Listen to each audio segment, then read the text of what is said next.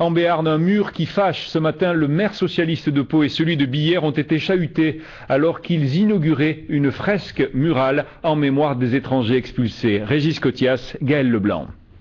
À quelques pas de la mairie, une salle de spectacle arbore la devise républicaine. Des mots peints sur le mur des expulsés, ainsi est baptisée cette fresque. Les mots solidarité, justice ou précarité sont dessinés pour éviter l'oubli, la routine des expulsions. Une peinture militante, un geste politique même. Moi je fais le choix, comme de nombreux élus, et je pense la majorité des citoyens, pour l'intégration.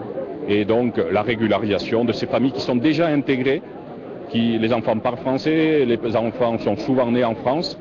Et il faut arrêter cette politique xénophobe qui est une concession, en fait, une concession politicienne à l'extrême droite. Si on tombe dans la routine des expulsions, on oublie toute la souffrance qu'il y a derrière, le danger qu'il y a derrière, l'humiliation qu'il y a derrière. Nous défendons des familles, des parents, des enfants. Au moment des discours, une quinzaine de militants du bloc identitaire font irruption parmi les spectateurs de la cérémonie. Au cri de mur de la honte, ils interpellent les élus et perturbent l'inauguration. Légère bousculade, invective, mais pas de coups. Ces militants se réclament de la défense de l'identité française et selon eux, ce mur incite à l'immigration clandestine.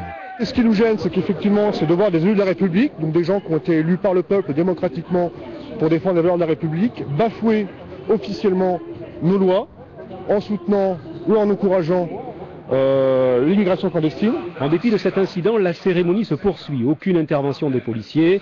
Le maire de Billère rappelle d'autres municipalités à réaliser dans d'autres communes un mur des expulsés.